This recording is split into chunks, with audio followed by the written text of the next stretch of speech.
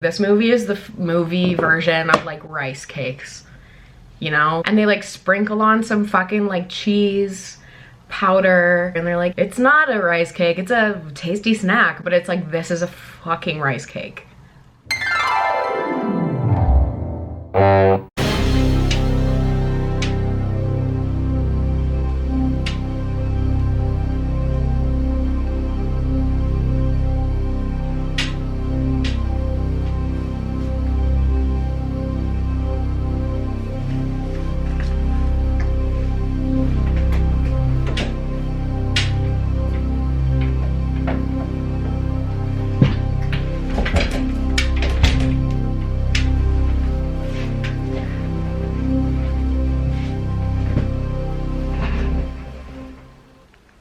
I'm back. Oh. You are not telling me that I just ripped sweatpants. Sometimes you want to be body positive, but it's hard when you're out here splitting your sweatpants. Anyways, hey peepees. Sorry about that. Seems like I start off every single video that I post being like, I know it's gonna post more often, and then I just didn't. So, you know, honestly, I'm just upholding tradition. But today we're doing it, okay? Let's talk.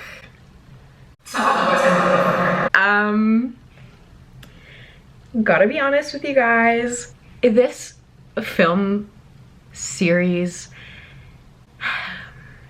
I have such a complicated relationship with To All the Boys I've Loved Before. For starters, hate having to say all of those words every time I refer to the movies, but I also don't know what each individual one is like called, like the subtitle, because they're all just like vaguely cliche statements. I think this one is called like Forever and Always. Somebody lied to her several times.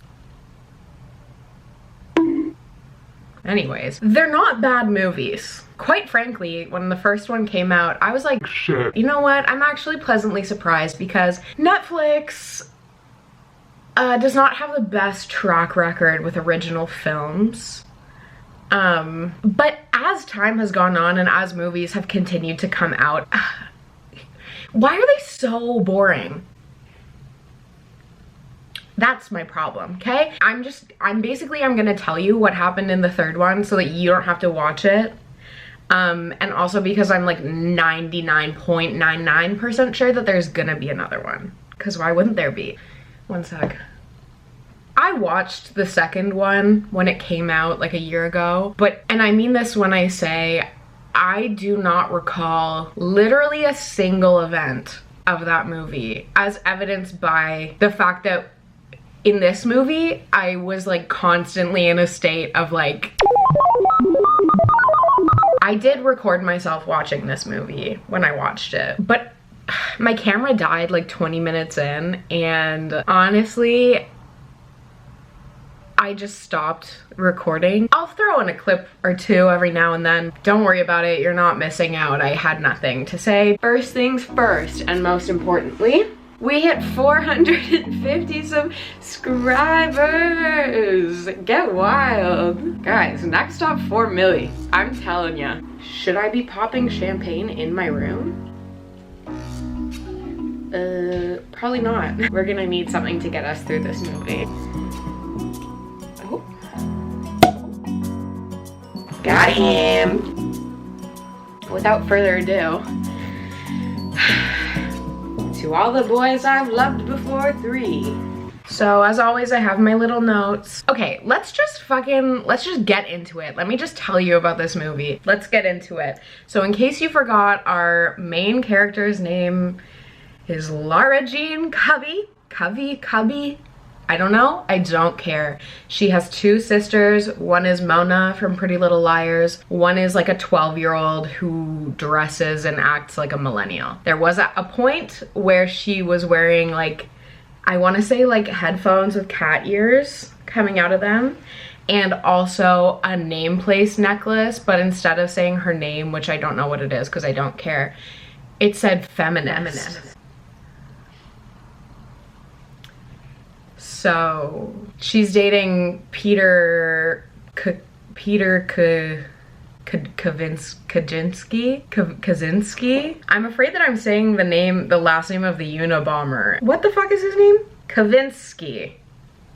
Of course, when I type in Peter Kavinsky, the first like Google autofill is a BuzzFeed article. I feel like that tells you all you need to know about this film series. Let's set the scene. They're in Korea and Peter's not there. But the Kavi family, the 3 girls, the dad, and the dad's girlfriend, they're in Korea over like spring break or something, and it's like fun. There's like K-pop playing, they're eating fucking tasty treats. The dad is like, hey, I'm gonna ask my girlfriend if she wants to marry me. Which is like, what is the timeline of these movies? Because in my mind, it's been like at most a couple months, which feels like it's moving a little fast, but they're all like, yes, dad, go for it. Lara Jean is writing a letter to Peter, Noah Centineo. I guess it's like their thing that they write love letters, which I also like forgot that that was the whole like shtick of the first movie, was that she like wrote love letters and then whatever. Like I forgot. They do a very disturbing karaoke rendition of Fancy by Iggy Azalea, which was one of my first clues that this movie was most likely produced by millennials.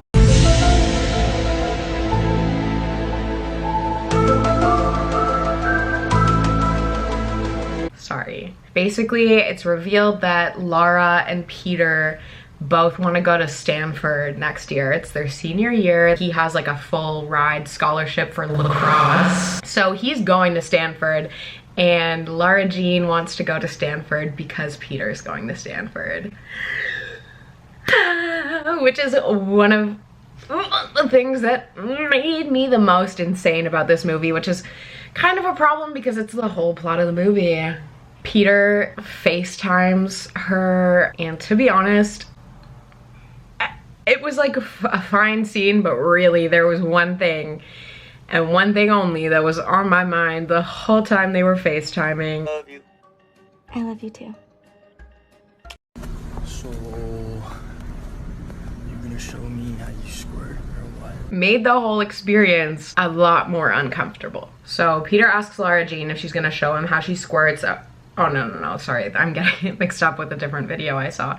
And Lara Jean gets into like this whole thing about how being in Korea, she's like, she's missing her mom who passed away, I assume, because she's like, oh, I wish my mom was here to like whatever. And he's like, damn, that's crazy. I can't wait to go to Stanford and we can fuck.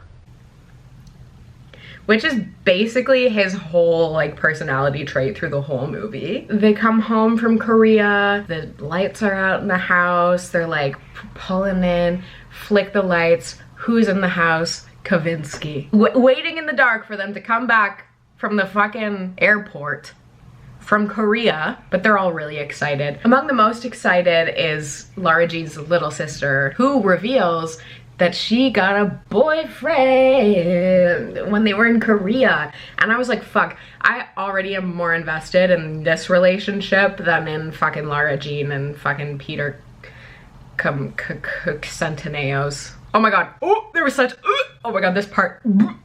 They're in her house after they got back from Korea, and she's like showing him all the little gifties she got him in Korea. He's wearing a face mask. She pulls out a pair of socks. He's like, oh, like, do you think these are gonna fit? And she's like, It's really hard to find them in your size. wait. Did she just, was that a big dick? Was she talking about his big, and I was like,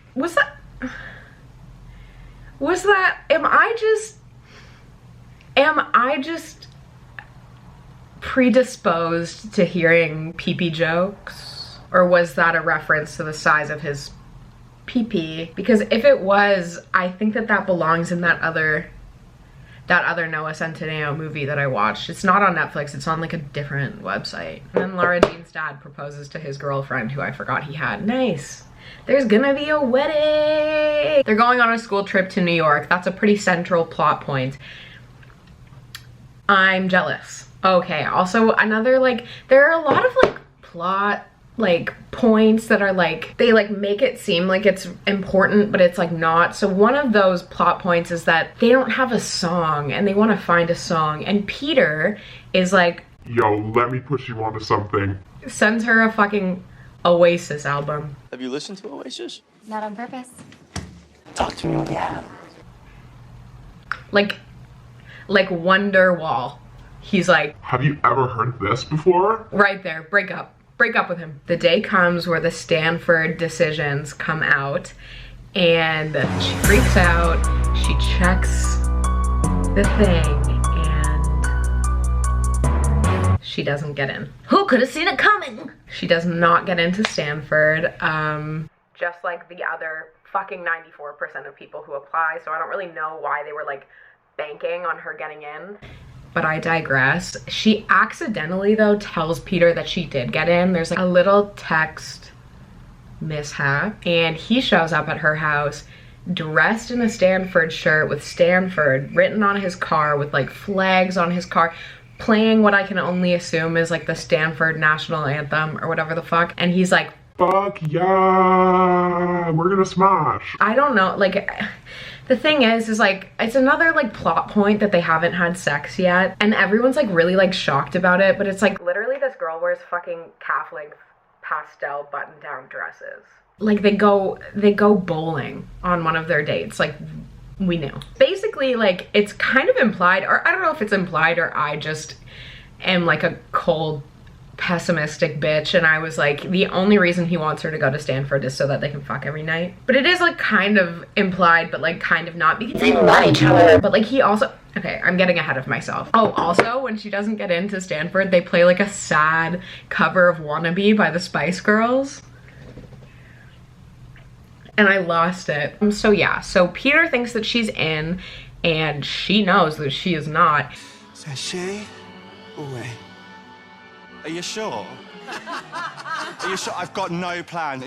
And for some reason, she's like, let's just go with it. She thinks he's gonna be mad at her. She literally like stays home from school the next day watching Romeo and Juliet. And she's like, it's just like that. They're like all hell-bent on like not being the couple that breaks up because of university. But Lara Jean does get into Berkeley, which I don't know shit about shit.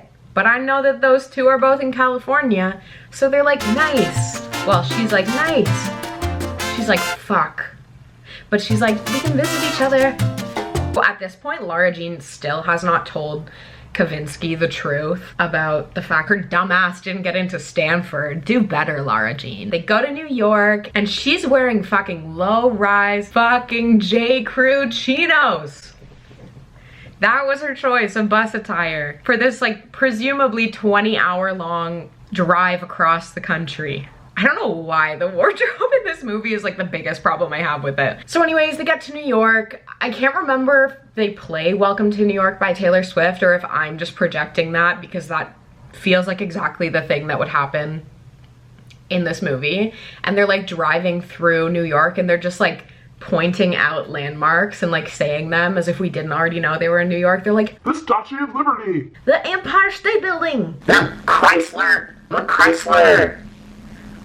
Tower! It's like, we get it. Lara Jean and Peter go to get like cupcakes or some shit like that, and she finally tells him the truth and he's like really butthurt about it, but then he's like actually nice about it and he's like, it's okay.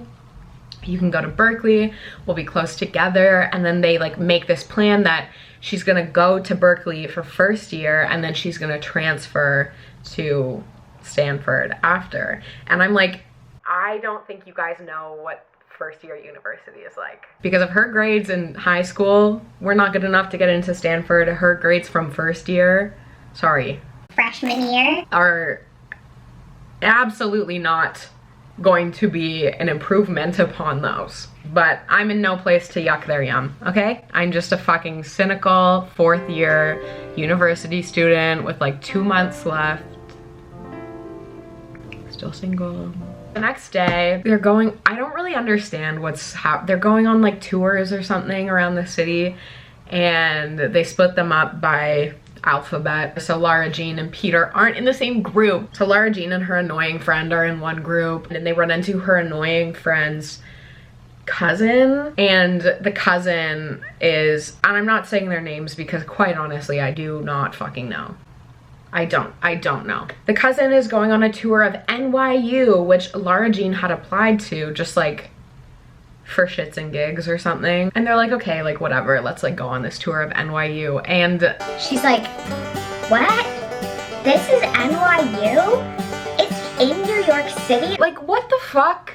You literally applied. It's NYU, girl, it's NYU. But okay, and she's like absolutely creaming her jeans at the fact that NYU is in whatever. She wants to be an English lit major. She's like, wow, it has such a good literature program. The classes are taught by actual writers, which is, girl, that's what university is.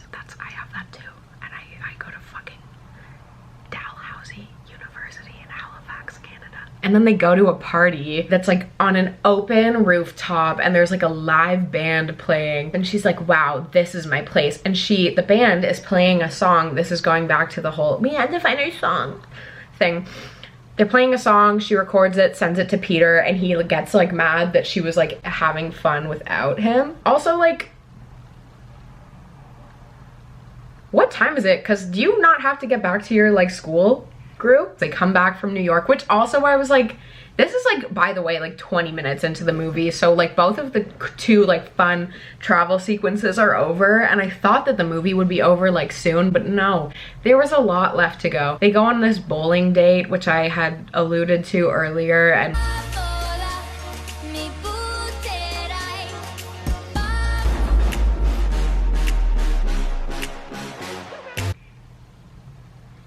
are you guys okay? Like, HMU. And then Peter's dad just shows up at their bowling date, who I guess Peter is like estranged from his dad, which I guess is something that we were made aware of in one of the prior movies, but obviously I forgot. And he's like he's pissed about the fact that his dad is like, I want to be in your life now. And then he's like having this dramatic monologue in their car while it's raining, and he's like, everyone abandons me, like I'm so fucking sensitive, like everyone leaves me, I'm no one's first choice. Like, he doesn't know that Lara Jean is like kind of like, oh my god, I wanna go to NYU, but it's like kind of gaslighting her into like not wanting to go because she's like, fuck, this guy is gonna fucking go off the rails, you know? They have like a really intimate moment and then they just don't fuck. I thought that I was like, oh yeah, they're gonna fuck because that was like a thing. They don't fuck. Not yet. Guys, I actually like promise you that I don't swear this much. Maybe I do. Like, I don't know. But like, this is really making it like sound gross. I'm very sorry about that. Would you prefer if I said make love? Didn't think so. Peter won't sign her yearbook because he's like pissed. And did she tell him that she wanted to go to NYU? Oh fuck, oh fuck. Oh fuck. Do I know any other words? Sorry. Lara Jean got into NYU and she was like, oh, I actually want to go. Sorry, completely glossed over that one. Also, the little sister who's like a millennial trapped inside of a 12-year-old Gen Z body broke up with her Korean boyfriend. Why? Because he doesn't like Harry Potter. Yeah, okay, I'm back. She tells Peter that she wants to go to NYU and he's does not take it well. He takes it as a personal attack that she...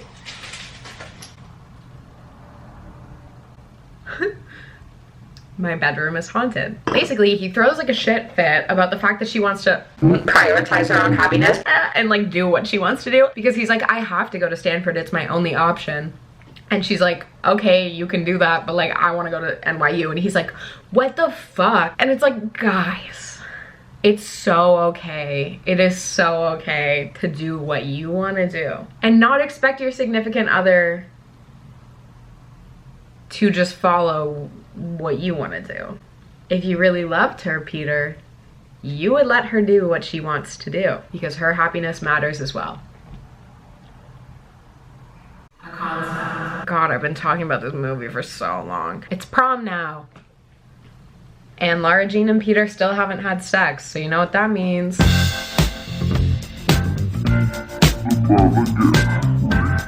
mine. They've like come to like basically an agreement that she's gonna go to NYU, and he in his mind is thinking, oh, she's gonna go to NYU for first year and then transfer to Stanford. She's like, no. Yeah, so at prom there's a dance circle.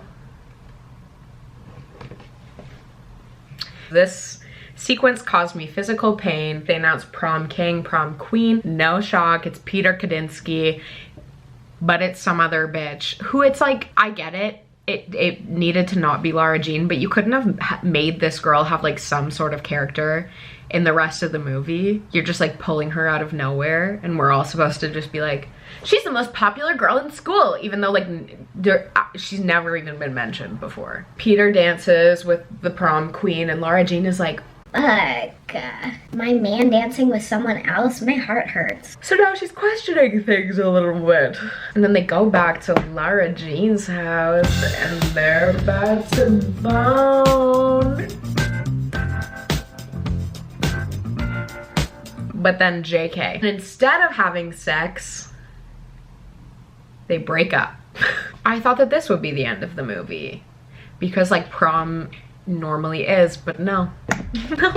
No, there was still more movie left. Thank God, because it's been so exciting thus far. I literally wrote, don't worry, Lara Jean, my prom sucked too. I ate so many fucking potato wedges and threw up everywhere, but kind of same. Peter then gets breakfast with his dad, which is like something that his dad has been asking. And he just has this big monologue about how like, you suck, Dad, you were never there, which fair enough. You never loved me, Mom, but I needed you. And then it is the dad and the girlfriend's or fiance's wedding. Also, the little sister is wearing a suit and sneakers. So the wedding happens, and after the wedding, the sister is like, the little sister is like acting like sus. And she's like, I think you left something in the backyard. And Lara Jean is like, okay. And she's like, no, you have to get it right now. And Lara Jean's like, and we're all like, okay, it's Peter. And she goes in, and it's not Peter, it's her yearbook with like a long letter. Because that's their thing, remember? They haven't written a letter since, but there's a letter now. And then Peter shows up, and they're like, and they make up. There really is no discussion about the fact that Peter is a piece of shit. Oh, and then they fuck. Graduation, everybody does like a quirky little thing when they get their diploma, and then it's time for Lara Jean to go to New York. She cuts her hair shoulder length because she's a quirky, crazy motherfucking city girl, and she moves to New York. Worst line of the whole movie. She's like, all this time we were trying to not be one of those couples that breaks up for university, college. But we're not like those other couples. We're Lara Jean and Peter. We go bowling instead of having sex. And then that's really, honestly, the end. I got objectively nothing out of that movie. I hate to say it, but that literally, like, shouldn't there be like at least in 365 days, it was like, oh fuck, she's pregnant, she died in the last like 5 minutes. Why am I comparing 365 days to All the Boys I've Loved Before? Those two movies could not be less similar. Except for the fact that 365 days is exciting. And like, they try so hard to be quirky, but then like there's actually nothing quirky about it. Except for the little sister. She's a weird fucking bitch. But I love it. I'm obsessed. That's To All the Boys I Loved Before. What the fuck is this movie called? To All the Boys I Loved Before, Kiss Me Through the Phone. That honestly, that's gonna be the next one. Promise. To All the Boys I've Loved Before, Always and Forever. It has an 80% on Rotten Tomatoes. That's it for today's video. I hope you enjoyed it. You're welcome for making it so that you don't have to watch the movie. And I hope you enjoyed the video. Maybe I'll make another one. But yeah, don't forget to subscribe. Hit the like button if you enjoyed this video. Let me know what other videos you want to see. Maybe I'll make them. And I'll see you maybe soon.